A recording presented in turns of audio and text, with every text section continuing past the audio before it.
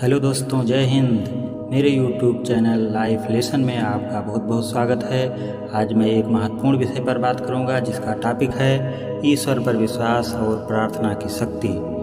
यह वीडियो पूरा देखने के बाद आपके अंदर एक नई ऊर्जा का संचार होगा। दोस्तों, यह तो एकदम तय है कि सृष्टि में ईश्वर का अस्तित्व है, इसमें कोई संशय नहीं होना चाहिए। ईश्वर हमें दिखता नहीं है, लेकिन जैसे दूध में घी निश्चित रूप से होता है लेकिन दिखता नहीं है, सरसों में तेल निश्चित रूप से होता है लेकिन दिखता नहीं है, इसी प्रकार इस सृष्टि में जो भी ईश्वर हैं, जहाँ भी ईश्वर हैं, परंतु दिखते नहीं हैं, बस महसूस किए जा सकते हैं। जिस प्रकार सरसों व दूध में तेल और घी हम स्वीकारते हैं, उसी प्रकार हमें ईश्वर का होना भी पूर्ण रूप से स्वीकार कर लेना चाहिए। ईश्वर हम सब के लिए इस तरह काम करता है कि जैसे एक मालिक घर में रहने वाले सभी सदस्यों का ख्याल रखते हैं, उसी प्रकार ईश्वर भी एक मालिक की तरह हम सब की केयर करता है। कभी कभी हम अपने लिए जितना सोचते हैं, करते हैं या चाहते हैं, ईश्वर हमें उससे अधिक देने का सिस्टम बना देता है। ईश्वर हमारा अहित कभी नहीं करता। कभी कभी हमारे जो बहुत बुरे समय हो जाते हैं, वह सब हमारी ही किस्मत व कर्मों के फल होते हैं। ईश्वर हमारे लिए जो भी करता है वह भले ही हमें बुरा लगता हो, लेकिन शांति व धैर्य से विचार करें तो कहीं न कहीं वह हमारे हित में होता है। कभी कभी शुरू में तो हमको बुरा लगता है, परंतु कुछ समय के बाद हमें यह महसूस होता है कि जो हुआ वह सही हुआ। और वैसे भी श्रीमद् भगवद गीता में कहा गया है कि जो हुआ अच्छा हुआ, जो हो रहा है वह अच्छा हो रहा है, और जो होगा वह भी अच्छा ही होगा। दोस्तों, ईश्वर पर हम विश्वास करने की व्यक्ति की आस्था और आत्मिक अनुभव पर निर्भर करता है। यहाँ हम आपको कुछ ऐसी बात बताएंगे जो ईश्वर पर विश्वास करने में मदद करेगा। अनेक लोगों को अपने जीवन में ऐसे पल मिलते हैं जब उन्हें आत्मिक अनुभव होता है कि ईश्वर अस्तित्व में है और उनके जीवन को निर्देशित कर रहे हैं। इस प्रकार के अनुभव से ईश्वर पर विश्वास मजबूत हो जाता है। विभिन्न धार्मिक शास्त्रों में ईश्वर के अस्तित्व और उनकी शक्तियों के विवरण होते हैं। शास्त्रों का अध्ययन करना और उन पर ध्यान देना विश्वास को और अधिक मजबूत कर सकता है। अन्य व्यक्तियों से बातचीत करना और उनके अनुभव सुनना भी ईश्वर पर विश्वास करने में सहायक हो सकता है। यह देखा जा सकता है कि ईश्वर अनेक लोगों के जीवन में कैसे कार्यरत है। ईश्वर पर विश्वास करने के लिए स्वीकृति और निश्चय का भाव होना जरूरी है। यह स्वीकृति आस्था के माध्यम से होता है। धार्मिक आदर्शों और ईश्वरीय गुणों के अनुसरण से व्यक्ति का विश्वास मजबूत होता है। इसमें उनकी आस्था स्थिर और विश्वास बना रहता है।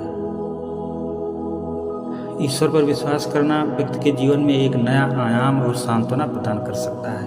यह विश्वास उसे मानवीय जीवन के सभी पहलुओं में स्थिरता और शांति प्रदान कर सकता है। दोस्तों, अब हम बात करेंगे प्रार्थना की शक्ति की। प्रार्थना, जिस प्रकार हम अपने प्रिंसिपल या अधिकारी को प्रार्थना पत्र लिखते हैं या प्रार्थना करते हैं, तो हमारी प्रार्थना पर विचार करके हमारी प्रार्थना या मांग पूरी की जाती है। उसी प्रकार यदि सच्चे मन से ईश्वर से भी प्रार्थना की जाए तो देर सवेर वो प्रार्थना या मांग पूरी हो जाती है। इसमें कोई संदेह नहीं है। बस ध्यान इस बात का रखें कि सच्चे मन से, समर्पण भाव से, श्रद्धा और विश्वास से, संकल्प के साथ जब तक मांग पूरी न हो तब तक प्रार्थना की जाए। इस प्रकार अवश्य ही ईश्वर हमारी मनोकामना पूरी करते हैं। जैसे हमारे माता पिता हमारी ज़रूरतों को हमारे बिना कहे ही पूरा करते हैं, लेकिन अपनी कुछ मांग मनवाने के लिए अपने माता पिता से कहते हैं, निवेदन करते हैं, प्रार्थना करते हैं, तो उसे भी वो पूरा करते हैं। उसी प्रकार ईश्वर तो सभी के माता पिता हैं, वो भी प्रार्थना सुनते हैं और पूरा करते हैं। हमें प्रार्थना रोज करनी चाहिए। ईश्वर से प्रार्थना करने का तरीका व्यक्ति की आस्था और धार्मिक विश्वास पर निर्भर करता है, लेकिन कुछ महत्वपूर्ण तत्व हैं जिनको हमेशा ध्यान में रखना चाहिए। प्रार्थना करते समय आपका मन शांत हो, आंख बंद हो, ध्यान मग्न रहना चाहिए। ये समय आपका और ईश्वर के संवाद का होता है। प्रार्थना में विश्वास की शक्ति बहुत महत्वपूर्ण है। जब आप ईश्वर में विश्वास रखते हैं और उनसे अपनी बात कहते हैं तो आपकी प्रार्थना सुनी जाती है। प्रार्थना करते समय आपको अपनी समस्याओं और इच्छाओं को ईश्वर के हाथ में समर्पित करना चाहिए। यह समर्पण और आत्मसमर्पण का प्रतीक होता है। प्रार्थना को नियमित रूप से करना चाहिए और उसमें स्थिरता बनाए रखनी चाहिए। यह आपके आत्मिक विकास में भी सहायक होता है।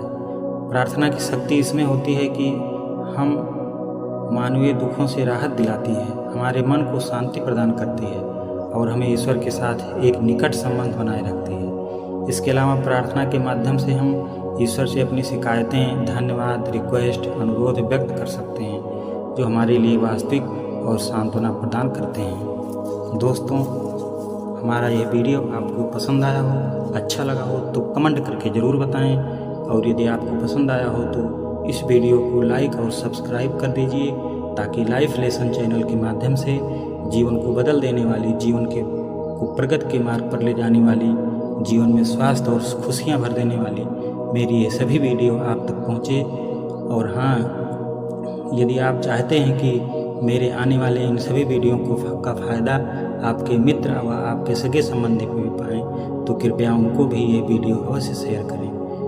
वीडियो देखने के लिए बहुत बहुत धन्यवाद दोस्तों। फिर मिलेंगे। जय हिंद।